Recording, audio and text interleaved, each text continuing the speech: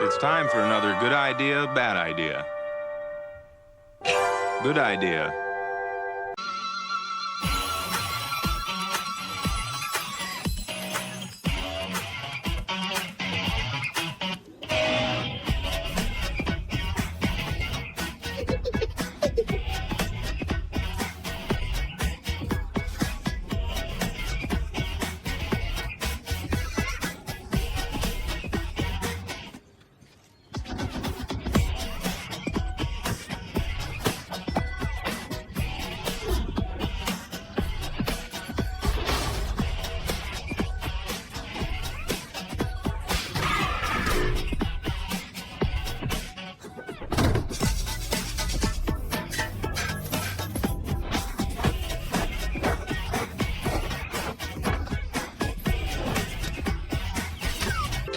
Bad idea. Because I looked at all the chase cards now. To be honest, the best values are the more recent boxes. The actual older boxes are bad values because you have to pay more for them, but it's so hard to pull the good card. It's better to just go for the ones from the most recent boxes. Like, why am I going for chase cards that are so rare, but every other card in the box is shit? I got 7 hits in the Phantasmal Flames, and each one's worth like $2 to $4. Unless you get one of the 2 Charizards, you've way overspent. You know what I'm saying? What the hell is this? Get out of here. I didn't mean to hit that. I must have hit the Windows button. Okay. All right, let's go. Let's get set up and get started here. People person said, would you consider if there's a certain threshold, like $50 in one go, would you open the pack right away? I can't. See, I just had to change my setup to play this game, and then I got to change it back to open packs. Like, I'm using the same space. If I had 7 desks here, I would do that, but I just don't have enough space right now to do that. Maybe later on we'll figure out how to go between quickly, but I want to open all the packs together, if that makes sense. For now, well, maybe let me put it this way. Thank you for the suggestion. Thank you. That is constructive criticism, and I appreciate that. I just can't do it right now, so. Okay. Your mass reporting me for racism? Excellent. Thank you so very much. Enjoy your ban. Okay, let's go. Good idea. A few moments later.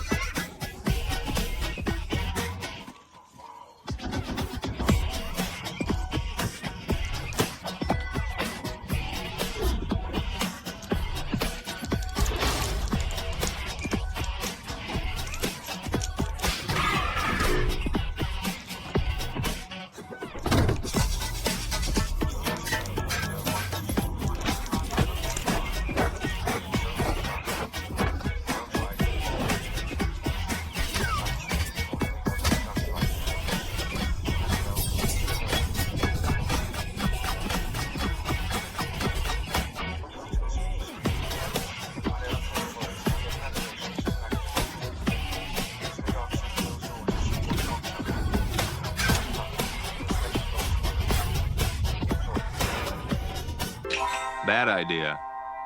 2 hours later. Let's rip. Okay.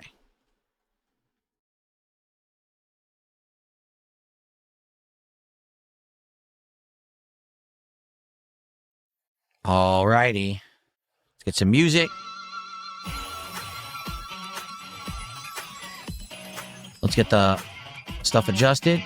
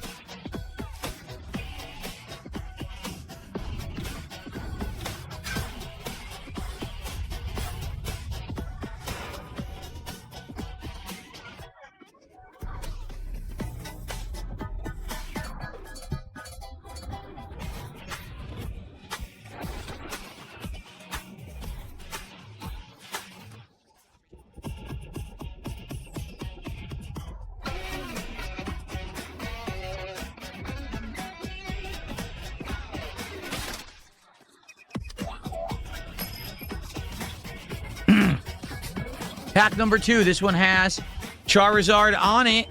Perhaps that will bring... Bad idea. Here's the thing. Okay? It's the same thing I have said with the launch of these consoles and more. If you're going to make something that's in demand, you have to make sure that you have some kind of a viable system that people can actually get it fairly. Okay? And what I mean by that... Hold on 1 second. What I mean by that is you need to be able to have a delivery system that's fair, that everyone has an equal chance, that it's not bots and scammers and resellers that get all the product. I hate to say it, that looks like what it is. Because right now, there's an active marketplace that I can go to right now, where I've been buying these cards from, where I can easily get them without any problem from a reseller, but I have to pay a premium. Yes, Phil, it's a big problem in the Pokemon space. It's actually a very big problem, and it seems like you understand that to a degree, and you're on the right track. See, Phil sounds good right this second because he's being like, everyone should get a fair shot at getting this. There should be some type of system to sort all this stuff out. A lot of things a lot of Pokemon fans have been bitching about for a little bit, about how bots and scalpers are literally taking everything, and it's almost impossible for you to actually open Pokemon cards in MSRP anymore. So Phil's saying all the right things so far. Phil's going through it. He understands the booster box price of $160, but it's gonna fall apart really fucking fast when you see what Phil does. For example, right now at retail, if you can find a Chaos Rising box like this one in my hand, it's $161. Okay? I had to pay $240 for this box. He had to pay $240 for this box. He had to. He had to. There's no other way. He could have just said, no, not doing that. He couldn't have went to a card shop and tried to get, booster packs for, $6 each or anything. He couldn't try to, go to Walmart and see if they had any packs in MSRP. Because once again, Phil is afraid of the sun. He's like that fucking guy from Bench Warmers that won't go outside because the sun might kill him. He fucking literally won't go anywhere. He won't do that. He had to buy this box. Flashback. Someone asked me, I know it's not ideal, but if you don't get a Switch 2 through official means, would you order one off the secondhand market? The answer is no. I am adamantly against secondhand buying from scalpers, okay? Just to be frank with everybody here. I know that I would benefit from having a Switch 2 on launch. I would make money and get views by doing it, okay? But I don't support the practice of scalping.